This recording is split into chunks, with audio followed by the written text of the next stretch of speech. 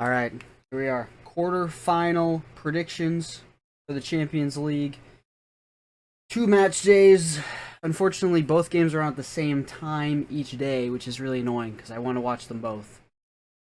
But on Wednesday, I don't think I'll be able to watch both at the same time. But first game, I won't talk too much about each one. Kind of like surface level talk about each one, maybe some key matchups, and I'll give a prediction. So first one tomorrow, 3 o'clock Eastern Time. Arsenal hosting Real Madrid. Now, this is a very interesting matchup because both teams are missing key center backs. Now, you may not know, but Chouameni is actually suspended for this game. So at the moment, here, I'll pull up the predicted lineup. So right now, it's looking like Rudiger and Asensio at the back. Now, Real Madrid has kind of been rocking having Asensio at the back for a while. But also that means Modric will probably have to start in the midfield. So very interesting that Chouameni is suspended. I think it's because he got like too many yellow cards or something. I don't think he got straight red. I think he just like yellow card accumulation. So he's not playing in this game. And also, big injury at the weekend. Gabriel is going to be out for a significant amount of time for Arsenal. Huge injury. FootMob has Kiwior at the back. I don't know about that. Like, that's very suspect. I don't know if they're really going to go with Kiwior at the back. I don't know if they're going to do that. But if they are, I don't know, man. This Real Madrid attack could eat them alive. And that's why I think this one is so interesting, is because I actually think both attacks for each team match up really well against the opposing defenses. So that's where my key matchups are. Number one, Mbappe against Kiwior and Saliba. How is that gonna work? If I was Arsenal and Saliba, I would just man mark the crap out of Mbappe, make sure that he never touches the ball, because he is starting to ramp up in form as the season goes on. I find that the last few Real Madrid games I watch where Mbappe is playing, I'm getting the vibes of World Cup final Mbappe. And we know how good World Cup final Mbappe is. It feels like with Mbappe, the closer that he gets to a title, the better he is. And that just goes to show how good of a player he is, because he's just so good. He's just so good. My other big matchup is Saka, who is coming back from injury. He played both games last week. I think he came on as a sub in their last game against Everton. But Saka against whoever's going to be playing left back or right back, basically against the fullbacks of Real Madrid, whether that be Valverde, Vasquez, Garcia, as they have, FootMob has it. But I think that's just going to be a huge matchup. And it's going to be huge for Arsenal if they want to get a result in this game, because I think Arsenal have to get a result in this game if they have any chance of going through. They have to draw or they have to win. They're at home. They have to get a result against Real Madrid, because going back to Madrid, down a goal, down 2 goals, there's no chance. There's absolutely no chance you beat Real Madrid that way. Got to get a result here. Unfortunately, don't think there's going to be a result here. I think because the matchups attacking wise are so good and the way both these teams play, I think it's going to be high scoring. But I have Madrid to beat Arsenal in the Emirates 3-2. I have Real Madrid 3, Arsenal 2. All right. Let's move on to the next game that is tomorrow. Inter going to Bayern at the Allianz Arena. Oh man, this is a really tough one to call, because I think this is the closest matchup out of all of the quarterfinal games. And I will say, I don't really watch the Bundesliga and the Serie A as much as I do the La Liga and Premier League. So, all right, this analysis is off of 2 hours of sleep. All right, this is All my time goes into this, 40 hours plus, okay, for this cogent analysis. So bear with me here. But Bayern Bayern are also dealing with some really, really big injuries. Davies out, probably. I think he is out for the rest of the season with the ACL tear. Upamecano, I don't think is going to be playing in this game. And Musiala, very recent injury, also will not be playing in this game. And it has the lineup for Bayern Munich really interesting. The center backs and the midfield are a big concern for me right now. Huge concern. They're gonna. It looks like they're going to be playing with Kim and Jay and Eric Dyer at center back. I just don't think that's good enough. And also, it's looking like Neuer will not play either. That back three with Orbig, Kim and Jay, Eric Dyer, it's a bit. I don't know about that. I don't know about it. I need to see him play. Okay, I am very questionable. But on the other hand, Inter are still, I think, looking really rusty from the international break.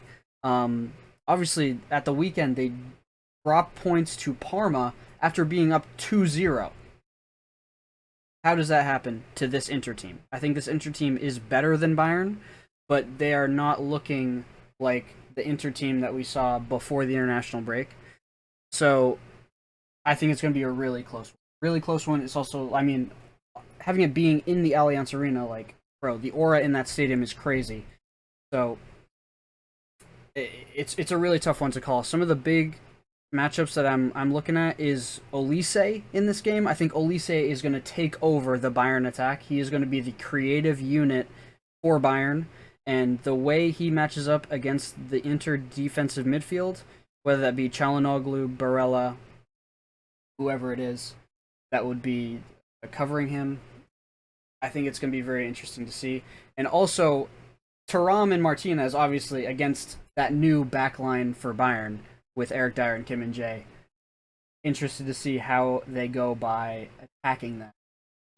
But overall, I think the way that both these teams play, it's going to be low scoring. Like, these guys love to have the ball, and they're solid defensively. So I think combination of both teams liking to possess the ball and both teams being at least competent defensively, I think it's going to be a low scoring game. I have this one as a draw. Inter 1, Bayern 1. Okay. All right. Into the Wednesday games, we have Aston Villa traveling to the Parc des Princes to face PSG. This is going to be an absolute fire. Oh my gosh, this is a barn burner. This is going to be such a good game, I think. Bro, these are the two, in my opinion, two of the hottest teams in Europe. PSG just won the league at the weekend with like 7 or 8 games left. That's crazy. And Aston Villa are on a 7-game consecutive win streak. That's across all competitions, Champions League, Premier League, Cup games, all that.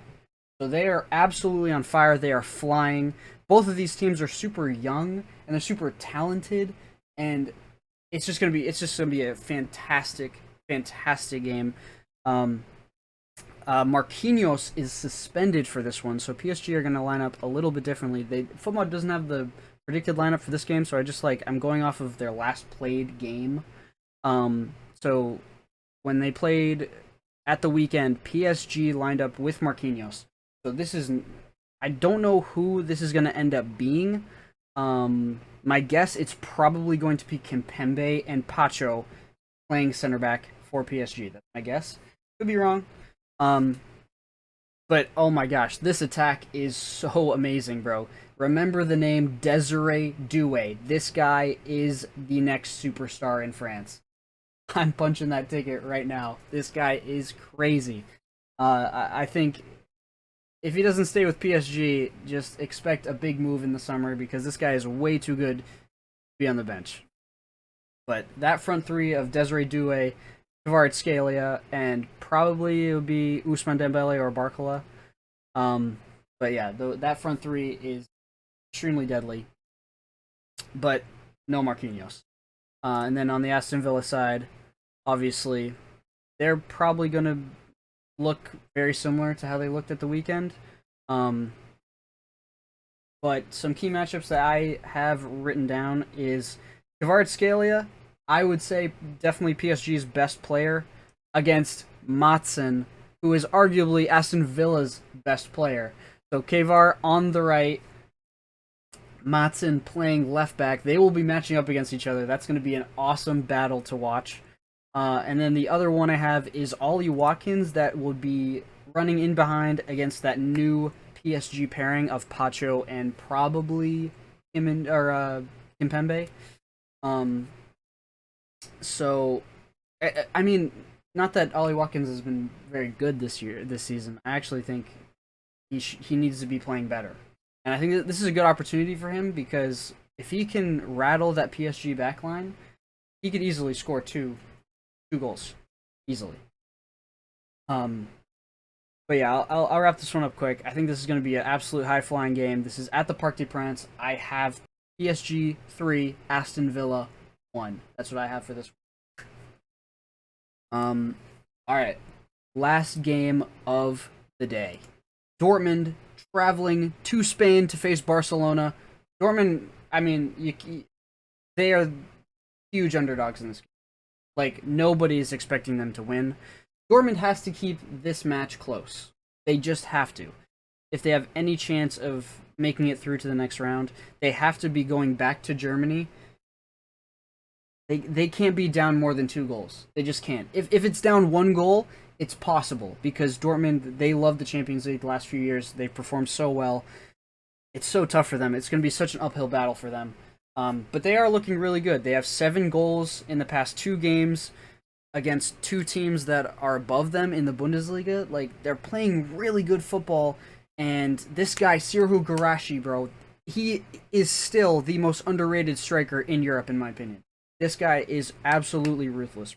He will finish his dinner like nobody else. Okay, that's all I'm saying. But they will be without Pascal Gross. They will be without Niklas Sule, and they just announced today no Nico Schlotterbeck. So the back line defensively, this team could be very vulnerable. And I mean, Barca's just got to be licking their chops, looking at that injured back line, the suspension, because this Barca team, I don't care that they drew to Betis, bro. This Barca team looks like the best team in Europe, hands down. And FootMob still, they don't have the matchups or the predicted lineups here, so I'll just go based on their previous game. Probably will be very similar to what they're running. So some huge matchups for me. I mean, Yamal just against Ben Stabani, Chukwuemeka, Svensson, whoever. I don't know how exactly they're going to guard Yamal because Dortmund play a back 3, and it could leave a lot of space on the wings, and depending on how they defend Yamal, they just could get picked apart by Lamine or on Wednesday, and it could be really ugly for them.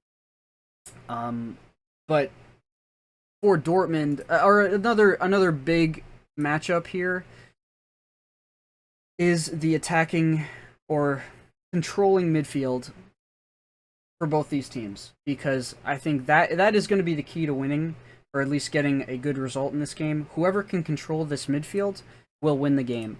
So I've highlighted specifically Pedri and Brandt because they're the engines to each team. Pedri is the engine of this Barca team. Brandt is the creative engine of this Dortmund team.